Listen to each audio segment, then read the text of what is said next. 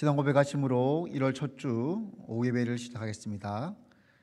전능하사 천지를 만드신 하나님 아버지를 내가 믿사오며 그 외아들 우리 주 예수 그리스도를 믿사오니 이는 성령으로 잉태하사 동정녀 마리아에게 나시고 본디오 빌라도에게 고난을 받으사 십자가에 못 박혀 죽으시고 장사한 지 사흘 만에 죽은 자 가운데서 다시 살아나시며 하늘에 오르사 전능하신 하나님 우편에 앉아 계시다가 저리로서 산자와 죽은 자를 심판하러 오시리라.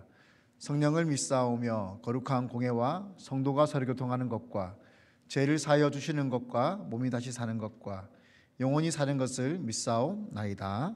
아멘. 찬송가 563장 예수 사랑하심을 찬양하겠습니다.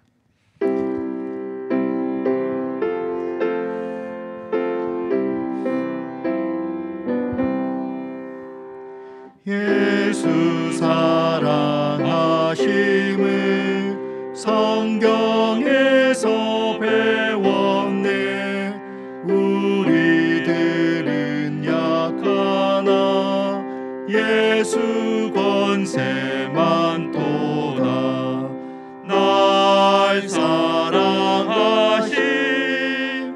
날 사랑하심 날 사랑하심 성경에 쓰여네. 나를 사랑하시고 나의 죄를 다 씻어 하늘 문을 여시고 들어가게 하시네. 날 사랑하심 날 사랑하심 날 사랑하심 성경에 쓰여네. 내가 연약할수록 더욱 귀히 여기사 높은 보좌 위에서 낮은 나를 보시네. 날 사랑하심 날 사랑하심 날 사랑하심 성경에 쓰였네. 세상 사는 동안에 나와 함께 하시고 세상 떠나가는 날 천국 가게 하소서. 날 사랑하심 날 사랑하심 날 사랑하심 성경에 쓰였네.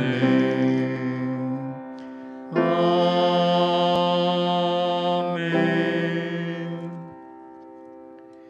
오늘 함께 보실 말씀은 구약성경 신명기 6장 말씀입니다. 신명기 6장 말씀, 신명기 6장 1절부터 9절까지 말씀 보도록 하겠습니다. 구약성경 271페이지 정도에 나와 있습니다. 신명기 6장 1절부터 9절까지 말씀 교독으로 살펴보겠습니다. 이는 곧 너희의 하나님 여호와께서 너희에게 가르치라고 명하신 명령과 규례와 법도라. 너희가 건너가서 차지할 땅에서 행할 것이니 곧 너와 내 아들과 내 손자들이 평생에 내 하나님 여호와를 경외하며 내가 너희에게 명한 그 모든 규례와 명령을 지키게 하기 위한 것이며 또 내 나를 장구하게 하기 위한 것이라. 이스라엘아 듣고 삼가 그것을 행하라. 그리하면 내가 복을 받고 내 조상들의 하나님 여호와께서 내게 허락하신 같이 젖과 꿀이 흐르는 땅에서 내가 크게 번성하리라. 이스라엘아 들으라. 우리 하나님 여호와는 오직 유일한 여호와이시니 너는 마음을 다하고 뜻을 다하고 힘을 다하여 내 하나님 여호와를 사랑하라. 오늘 내가 내게 명하는 이 말씀을 너는 마음에 새기고 내 자녀에게 부지런히 가르치며 집에 앉았을 때에든지 길을 갈 때에든지 누워 있을 때에든지 일어날 때에든지 이 말씀을 강론할 것이며 너는 또 그것을 내 손목에 메어 기호를 삼으며 내 미간에 붙여 표로 삼고. 함께 보겠습니다. 또 내 집 문설주와 바깥문에 기록할지니라. 아멘. 아멘. 사랑하는 성도 여러분, 우리가 보고 묵상하는 이 성경은 원래 무슨 언어로 쓰여진 책일까요? 네, 한 가지 언어로 되어 있는 것이 아니라 몇 가지 언어로 되어져 있습니다. 구약 성경은 우리가 아는 이스라엘 사람들, 지금 현재 이스라엘 쓰는 사람들이 쓰는 히브리어와 원래 구약 사람들이 썼던 히브리어가 조금 차이는 있습니다. 우리나라도 현재 쓰는 말과 옛날 말이 다른 것처럼 유대인들이 예수님 이후에 나라가 없어졌다가 다시 2000년 만에 모였기 때문에 그 언어와 쓰는 실제 또 쓰고 있는 현재 히브리어 그 문자도 조금 차이가 납니다. 어쨌든 구약 성경은 히브리어로 거의 다 되어져 있고 또 신약 성경은 당시 예수님 때 가장 많은 나라들이 쓰고 있던 헬라어를 많이 썼기 때문에 헬라어로 기록을 많이 했습니다. 그 외에도 아람어나 일부 다른 지역의 언어들이 함께 포함되어 있기도 합니다. 우리가 잘 이렇게 전공자가 아니어서 히브리어나 헬라어 이런 것들 잘 알지 못하지만 신앙생활을 많이 하다 보면 교회에서 자주 쓰게 되는 이런 성경 원어들이 있죠. 여러분 알고 계시는 언어가 어떤 원어들이 있습니까? 네, 여호와, 할렐루야, 아멘, 샬롬 이런 단어들 굉장히 귀에 많이 익으실 겁니다. 할렐루야라고 부르기도 하고 찬양을 부르다 보면 간혹 알렐루야라고 나오기도 하죠. 저는 어릴 때 그게 궁금했어요. 왜 둘 다 찬양하라고 부르는데 왜 할렐루야로 했다가 알렐루야로 했다가 언제 써야 되는가 궁금했는데 신학교 가서 보니까 별 차이가 아니더라고요. 원래는 알렐루야가 맞는데 히브리어 특징이 이 아 발음이 가장 첫 번째 문장 앞에 들어가면 하로 발음이 바뀝니다. 그래서 알렐루야라는 단어가 할렐루야가 되어지는 겁니다. 할렐루라는 단어는요 찬양하라, 찬양하다라는 단어입니다. 그리고 야는 우리가 알고는 여호와 하나님, 야훼 하나님의 야를 이렇게 축약해서 할렐루야라고 하면 여호와 하나님을 찬양하라라가 되어지는 겁니다. 아멘의 뜻은 무엇입니까?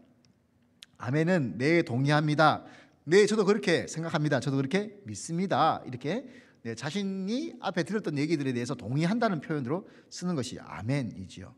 우리가 아멘을 하려면 사실은 잘 듣고 그 의견이 나에게 동의되는지 안 되는지 확인을 하고 아멘해야 되는데 교회들에 가보면요 각 교회들마다 아멘맨들이 한두 분씩 계세요. 목사님이 설교하면 큰 소리로 아멘 아멘 하는 분들이 계시죠. 근데 제가 그런 분 안 계시는 교회를 한 군데 알고 있어요. 네, 장정교회입니다. 저희 장정교회는 아멘맨을 제가 본 적이 없습니다. 이 아멘 할 때는요 그래서 설교자가 하는 말을 잘 듣고 아멘으로 동의를 해야 되는 겁니다. 근데 간혹 담임 목사님들이 설교를 하시다가 이렇게 설교할 때 좋은 내용의 설교도 하지만 나쁜 내용은 아니지만 아멘하기 쉽지 않은 내용을 말씀할 때가 있습니다. 그런데 아무 생각 없이 아멘하는 경우가 생길 수 있습니다. 제 친구 중 한 명이 너무 피곤해서 교회에서 예배드리다가 심하게 졸 적이 있다고 합니다. 심하게 졸다가 목사님이 뭐라고 큰 소리로 외쳤는데 잠결에 깜짝 놀라서 깨면서 아멘 이렇게 한 겁니다. 근데 그 내용이 아멘하기 굉장히 곤란한 내용이었다고 합니다. 그래서 예배 끝나고 나서 가깝게 지내는 선배 집사님이 오셔가지고 아이고 정 집사 왜 거기서 아멘을 했어? 좀 잘 듣고 좀 하지 이렇게 그렇게 했다는 적도 있었다고 제가 들은 적이 있습니다. 우리가 쓰는 원어들 중에 할렐루야, 아멘, 샬롬, 여호와 이런 단어 말고도 또 귀에 많이 익는 한 단어가 있습니다. 뭘까요? 오늘 설교의 제목인 쉐마라고 하는 단어입니다. 한글 성경에는 쉐마라고 써있지는 않지만 오늘 본문 4절에 이렇게 나와 있습니다. 이스라엘아 들으라. 오늘 설교 제목이 쉐마 이스라엘이죠. 네, 이스라엘아 들으라는 한글 순서로 한 거고 네, 원어로는 쉐마 이스라엘이라고 문장을 시작을 합니다. 쉐마는 들어라, 들을지어다라는 뜻을 가지고 있습니다. 무엇을 들으라는 것일까요? 네, 오늘 본문 4절 바로 밑에 뭘 들어야 되는지 구체적으로 나오죠. 우리 5절 말씀 한번 같이 읽어보겠습니다. 5절입니다. 시작. 내 하나님 여호와를 사랑하라. 다시 읽어보겠습니다. 시작. 너는 마음을 다하고 뜻을 다하고 힘을 다하여 내 하나님 여호와를 사랑하라. 네, 바로 우리의 온 마음과 힘과 뜻과 생명을 다해서 여호와 하나님을 사랑하라는 겁니다. 이걸 우리가 들으라는 거예요. 이 말씀을 들을지어다. 그게 바로 쉐마의 핵심입니다. 방금 저희가 읽어본 이 구절은 다음 세대에 대해서 교육할 때 많이 쓰는 본문입니다. 오늘이 무슨 날이죠? 1월 2일 새해 첫 주 주일 오후 예배입니다. 오전 예배 때 이미 들으셨겠지만 새해표가 이제 새로 세워졌죠. 우리 같이 한번 새해표 해볼까요? 새해표 한번 따라 보겠습니다. 자, 다른 세대가 아닌 다음 세대를 세우는 교회. 다음 세대를 세우는 교회. 네. 다른 세대가 아닌 다음 세대를 세우는 교회가 저희 장정교회 올해 표입니다. 담임 목사님 새로 오시고 지난 7년간 예배, 말씀, 낭독이라는 그런 비전을 가지고 우리가 달려왔습니다. 그리고 이제 올해부터는 다음 세대, 차세대 리더라는 그런 새로운 비전을 가지고 나아갑니다. 그래서 작년에 리모델링 TF팀을 꾸려서 우리가 리모델링 준비를 해왔었고 또 공동회의에서 통과되기도 했었죠. 오늘 본문은 이 다음 세대에 대한 교육이나 이런 부분을 강조할 때 굉장히 많이 사용되는 본문입니다. 왜냐하면 오늘 본문 가운데 이런 구절이 있기 때문입니다. 우리 7절 말씀 같이 한번 읽어보겠습니다. 7절입니다. 시작. 내 자녀에게 부지런히 가르치며 집에 앉았을 때에든지 길을 갈 때에든지 누워 있을 때에든지 일어날 때에든지 이 말씀을 강론할 것이며. 오늘 본문에 보면 자녀에게 말씀을 부지런히 가르치라고 하고 있습니다. 장소를 불문합니다. 때를 불문합니다. 집에 앉았을 때든지 길 갈 때든지 누웠을 때든지 일어날 때든지 언제든지 말씀을 강론하라. 그러니까 이 말씀을 아이들에게 설명해서 풀어서 잘 가르쳐 주라는 것입니다. 저도 저희 아이들과 함께 차를 타고 가거나 뭐 할 때 어릴 때부터 굉장히 많은 이야기를 대화로 얘기하기도 하고 어떤 상황을 놓고 얘기하기도 하고 많은 얘기를 나눴던 그런 기억이 납니다. 네, 어쨌든 아이들에게 그렇게 수시로 말씀을 가르치라고 오늘 본문에서 강조하고 있습니다. 그래서 쉐마의 말씀을 아이들 다음 세대를 위해서 우리가 세대를 이어가고 신앙 교육을 할 때 이 본문이 굉장히 핵심 구절로 많이 사용되고 있습니다. 우리가 다음 세대 교육이라고 하면 이렇게 말씀을 잘 가르치는 것에 대해 생각을 많이 합니다. 물론 우리는 이 말씀을 어떻게 아이들에게 글로, 말로, 교육으로, 교재로 또 아이들이 공부로 잘 배울 수 있게 그렇게 해나갈까, 또 예배를 드릴 수 있을까라는 많은 고민과 방법론들을 찾아야 됩니다. 하지만 사실 그것보다 더 중요하고 먼저 선행되어야 될 우선순위 한 가지가 있습니다. 그게 뭐냐 하면 오늘 본문에 이렇게 나와 있습니다. 우리 오늘 본문 다시 한번 읽어보는데요. 본문 내용에 내 자녀나 자손이라는 단어와 너라는 단어 중에 뭐가 많이 나오는지 한번 보시면서 우리 같이 한번 보겠습니다. 제가 한번 읽어보겠습니다. 1절부터 읽어보겠습니다. 이는 곧 너희의 하나님 여호와께서 너희에게 가르치라고 명령하신 명령과 규례와 법도라. 너희가 건너가서 차지할 땅에서 행할 것이니 곧 너와 내 아들과 내 자손들이 평생에 내 하나님 여호와를 경외하며 내가 너희에게 명한 모든 규례와 명령을 지키게 하기 위한 것이며 또 내 나를 장구하게 하기 위한 것이라. 이스라엘아 듣고 삼가 그것을 행하라. 그리하면 내가 복을 받고 내 조상들의 하나님 여호와께서 내게 허락하신 같이 젖과 꿀이 흐르는 땅에서 내가 크게 번성하리라. 이스라엘아 들으라. 우리 하나님 여호와는 오직 유일한 여호와이시니 너는 마음을 다하고 뜻을 다하고 힘을 다하여 내 하나님 여호와를 사랑하라. 오늘 내가 내게 명하는 이 말씀을 너는 마음에 새기고 내 자녀에게 부지런히 가르치며 집에 앉았을 때든지 길을 갈 때든지 누웠을 때든지 일어날 때든지 이 말씀을 강론할 것이며 너는 또 그것을 내 손목에 메어 기호로 삼으며 내 미간에 붙여 표로 삼고 내 집 문설주와 바깥문에 기록할지니라. 자, 여러분 보시니까 어떻습니까? 자녀와 후손이라는 말이 많습니까? 너라는 표현이 더 많습니까? 너라는 표현이 훨씬 많죠. 우리가 다음 세대에게 물론 하나님 말씀을 잘 가르치고 강론하고 그 아이들에게 교육을 해야 됩니다. 그런데 그 교육을 하기에 앞서서 우리가 먼저 선행되어야 될 것은 바로 우리가 먼저 하나님을 더 잘 알고 바로 믿는 것입니다. 오늘 본문에 분명히 하나님을 말씀하십니다. 너는 내 마음에, 내 미간에, 내 손목에 하나님은 계속해서 너라고 말씀하시는 것입니다. 내 자녀에게, 내 후손에게, 내 자녀에게 그렇게만 말씀하시는 것이 아니라 그들에게 가르치기 이전에 네가 먼저, 네가 똑바로 그렇게 말씀하고 계시는 것입니다. 오늘 본문에 보면 하나님께서 이 하나님을 사랑하라는 그 말씀을 7절, 8절, 9절에 보면 어떻게까지 그걸 하라고 합니까? 8절, 9절에 보면 내 손목에 메고 미간에 붙여서 기호로 삼고 표로 붙이고 또 심지어 문설주에도 붙이라고 말씀하시는데 이스라엘 백성들이 그걸 했을까요? 안 했을까요? 실제로 그것을 했습니다. 이스라엘 백성들이 살았던 예루살렘에 보면은 그 성벽이나 이것들이 다 무너지고 사라졌죠. 근데 성벽 일부가 조금 남아 있어서 그걸 지금 통곡의 벽이라 부르고 또 현재 유대인들이나 아니면 랍비들이 거기 가서 그 벽 앞에서 기도를 많이 합니다. 근데 기도하는 사람들을 유심히 보면요, 팔에다가 시커먼 띠를 이렇게 감고 있어요. 띠를 감고 그리고 상자를 하나 이렇게 팔에다 붙이고 있습니다. 그리고 또 머리에도 네모난 박스가 들어있는 이걸 붙이고 그 띠로 이렇게 묶어놨어요. 이걸 뭐라고 부르냐면 히브리어로 테필린이라고 부르고요, 헬라어로는 필락테리아라고 부릅니다. 우리 신약 성경에도 나옵니다. 예수님께서 서기관과 바리새인들의 외식을 책망하실 때 이렇게 말씀하셨죠. 그들의 모든 행위를 사람에게 보이고자 하니 곧 그 경문띠를 넓게 하며 옷수를 길게 하고.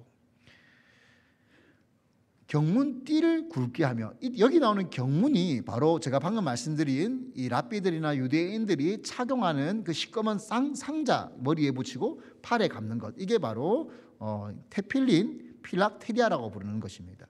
그 검은 상자 안에 오늘 본문이 되어지는 신명기 6장 4절부터 9절까지 말씀을 적은 종이를 그 박스에 넣고요, 그거를 실제로 여기 말씀에 나오는 것처럼 손목에 붙이고 그리고 이마에 붙이는 겁니다.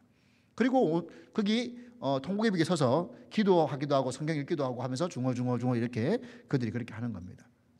그런데 그 사람들이 이거를 붙이기도 했고 이마에 또 붙이기도 했고 또 심지어 문설주에 붙이기도 했지만 그들이 그것들을 겉으로 그렇게 했지만 마음속으로는 새기지 못했던 것 같습니다.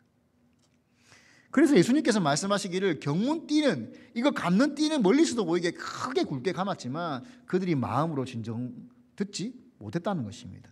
하나님 말씀을 따르지 않았다는 것입니다. 제가 사역자로 다음 세대 아이들을 가르치다 보면 참 마음이 답답하고 힘든 순간들이 있습니다. 우리 아이들 때문에 물론 힘들 수 있습니다. 우리 자녀들이 속을 썩일 수도 있습니다. 하지만 그것보다 더 마음이 아프고 속이 상하는 경우가 있습니다. 어떤 경우일까요? 우리 아이들은요, 교회 오고 싶어하고 주일날 예배드리고 싶어하고 심지어 수련회를 막 가고 싶어하는데요, 부모님이 못 가게 막을 때입니다. 아이들은 시험 기간이라도 교회를 오려고 하고 그리고 또 수련회를 가려고 하는데요, 부모님이 시험 기간인데 안 돼. 근데 그 부모님이 안 믿는 부모님이면 충분히 이해가 됩니다. 근데 교회를 다니시는 부모님인데, 하나님을 믿는다고 말씀하시는 부모님인데 아이들이 주일도 제대로 지키지 않는 것을 전혀 관여하지 않거나 심지어는 아이들이 하는 것을 오히려 잘 못하게 그렇게 만드는 경우들이 있습니다. 그런 것을 볼 때 얼마나 마음이 아프고 답답한지 모릅니다. 우리는 아이들에게 말과 글로도 가르쳐야 되고요, 예배로도 가르쳐야 됩니다. 하지만 더 중요한 것은 신앙의 본이 되어지는 부모님, 그리고 또 영적 부모인 교사, 그리고 영적 신앙의 선배인 우리 믿음의 선배인 공동체들이 함께 신앙의 모습들을 잘 보여주는 것, 너희 자녀와 후손들에게가 아니라 네가 먼저 라는 주님의 말씀 앞에 우리가 똑바로 서는 것, 그것이 바로 바른 교육일 것입니다. 새가족들을 보면 간혹 좀 특이한 새가족들이 있습니다. 교회 온 지 얼마 안 됐는데 보통 일반적인 새가족들은요, 주일 예배 때만 오거나 혹은 주일 예배를 잘 못 오고 가끔 오거나 그런 경우가 대부분이죠. 근데 간혹 좀 특이한 새가족들은요, 어떤 새가족이냐면 주일 예배뿐 아니라 등록한 지 얼마 되지도 않았는데 수요 예배도 오고 금요 기도회도 오고 새벽 기도도 오고 막 이런 새가족이 있어요. 두 가지 경우에 그렇게 하는 경우가 있더라고요. 굉장히 절실하고 간절한 상황일 때, 하나님의 특별한 은혜와 도우심이 필요한 분들이 그런 경우들이 종종 있습니다. 그런데 어떤 분들은 그런 경우도 아닌데, 그런 간절한 경우도 아닌데 그냥 막 수요 예배, 주일 그리고 새벽 기도도 오는 분들이 종종 계세요. 어떤 경우일까요? 그분을 전도하신 분이 그렇게 하시는 분일 때 그냥 같이 다니다 보니까 그렇게 오시는 거예요. 전도한 분, 자기가 따라온 분이 수요 예배도 가고 금요 기도도 가고 새벽 기도 하니까 그거 왜 가는 거예요? 그냥 은혜 받으러 가는 거야. 같이 가볼래? 그러니까 같이 오게 되어지는, 전도자를 그대로 닮아가는 새가족이 되는 경우가 종종 있습니다. 교회를 처음 나오는 새가족도 하물며 전도하시는 분을 이렇게 닮아가는데 부모가 직접 놓은 자녀, 함께 살고 있는 자녀, 자기의 모든 생계와 삶을 책임져주는 부모가 살아가는 모습은 얼마나 자녀가 더 닮아갈까요? 부모가 살아가는 말과 행동, 또 신앙의 태도와 모습, 신앙의 가치관, 그것들을 얼마나 닮아갈까요? 사역자가, 교사가 아무리 열심히 가르치고 또 그 아이들에게 열심히 또 이렇게 신앙교육을 시켜도 집에서 하는 부모님들의 신앙의 모습이 그 아이들이 더 많이 닮아가고 따라갑니다. 물론 안 그런 경우도 있지만, 그래서 더 중요한 것은 교회에서의 신앙교육도 중요하지만 가장 중요한 것은 삶에서 신앙교육입니다. 사람이라는 존재는 귀로 듣고 눈으로 이렇게 글자로 보고 배우는 것보다요, 행동하는 걸 직접 본 거를 담기 빠르고요, 더 많이 배웁니다. 좋은 행동보다 나쁜 행동을 더 쉽게 배웁니다. 그래서 신앙의 선배이고 신앙의 부모인 우리들은요, 우리 자녀들에게 신앙적인 좋은 본의 모습들을 보여줘야 됩니다. 중요한 시점에, 중요한 상황에 하나님을 믿는다고 막 말했지만 진짜 중요한 상황에 하나님이 아닌 세상을 선택하는 모습을 보면 아이들이 신앙생활은 저렇게 하는 거구나. 앞에서는 말로는 아멘 아멘 하고 하나님 보고 주인님 주여 했지만 정말 중요한 시점에는 세상을 선택해야 되는 거구나. 그렇게 배우게 되는 겁니다. 그래서 우리는 아이들에게, 자녀들에게 신앙인으로서의 모습을 보여주는 것이 가장 중요한 신앙교육이며 다음 세대를 세우는 방법인 것을 우리가 기억해야 됩니다. 오늘 본문은 신명기라고 하는 성경에 쓰여져 있습니다. 신명기라는 단어의 뜻은요, 다시 명령하다, 반복해서 명령하다라는 뜻을 가지고 있습니다. 이 신명기는 이 출애굽한 이스라엘 백성들이 40년간의 광야 생활을 마치는 가장 마지막에 모세가 유언으로 남긴 말씀입니다. 그동안 하나님한테 들었던 그 얘기들, 그 모든 교육과 말씀들을 총합해서 다시 한번 설교하는 것입니다.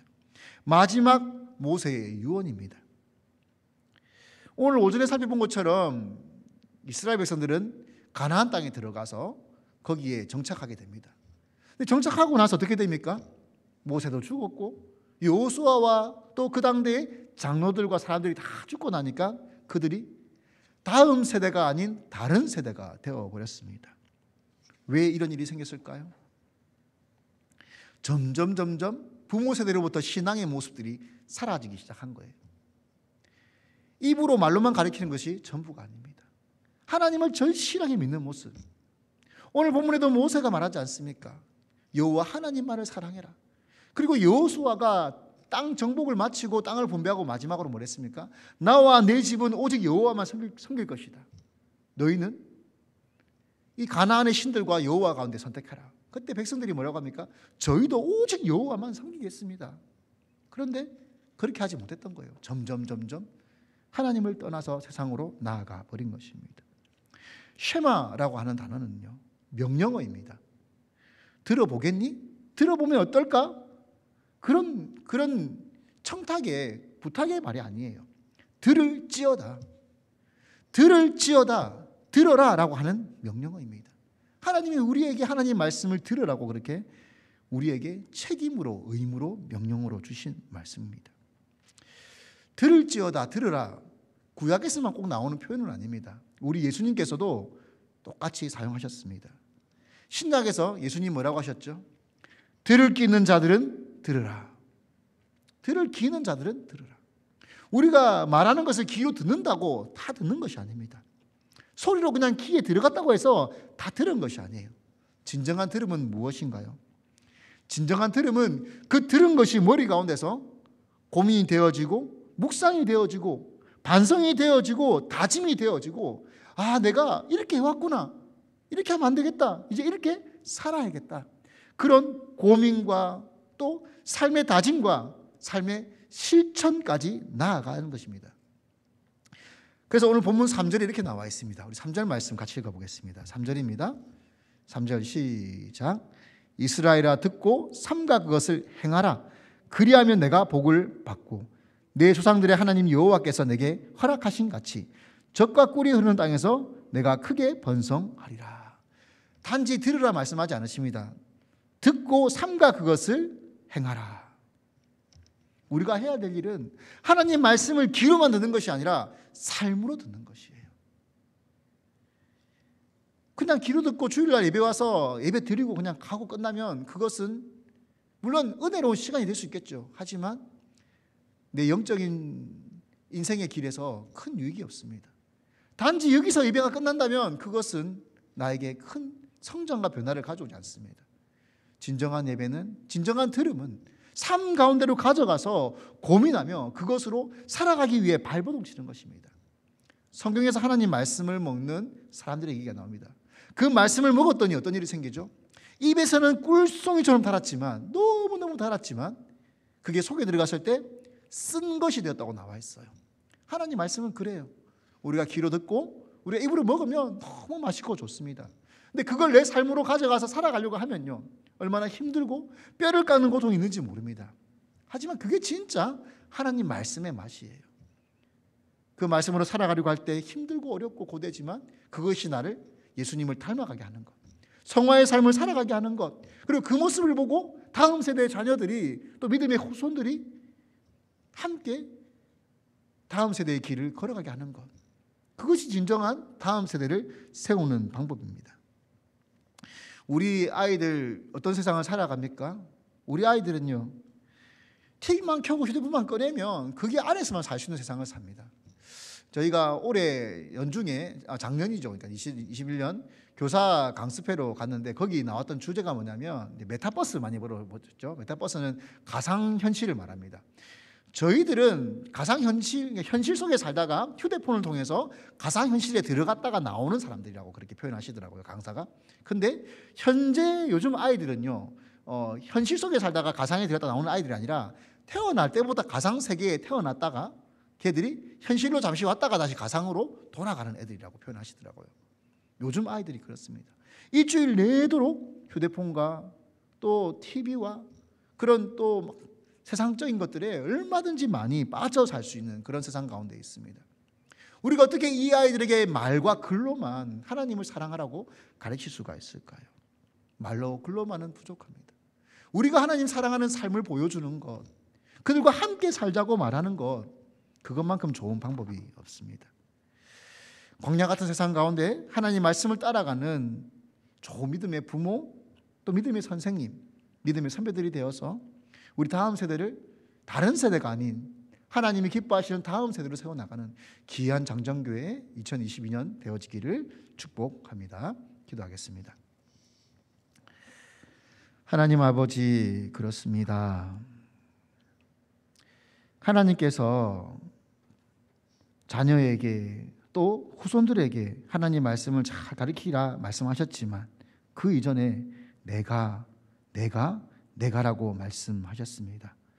하나님, 우리가 아이들에게 이렇게 해라 저렇게 해라 라고 교훈은 하였지만 우리가 보여주던 삶의 모습들은, 우리의 말과 행동과 우리의 언행과 우리의 신앙의 성품들은 우리 아이들이 배울 만한 것이었습니까?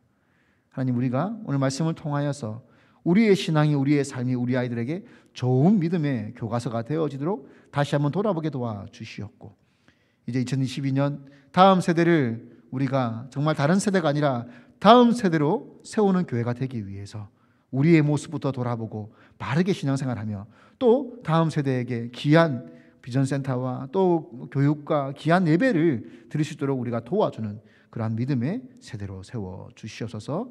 우리 장정교회 현 세대와 또 다음 세대를 통해서 역사하실 주님을 기대하며 예수님의 이름으로 기도드립니다. 아멘. 지금은 우리 주 예수 그리스도의 십자가의 은혜와 하나님의 크고 놀라우신 사랑과 성령님의 감동하시고 충만하시고 위로하심이, 들을지어다 이스라엘아 말씀하신 하나님 말씀을 가슴 깊이 새기며 귀로만 듣는 것이 아니라 삶으로 듣기를 다짐하는 모든 성도들의 머리 위에, 또 이들이 믿음으로 키우는 우리 다음 세대 머리 위에, 또 한 영혼을 놓고 땅끝까지 나아가 복음 전하는 목회자들과 선교사님들과 그들이 세운 교회와 그 안에 있는 성도와 다음 세대들 머리 위에 지금부터 영원토록 함께 있기를 우리 구주 예수 그리스도의 이름으로 축원하옵나이다. 아멘.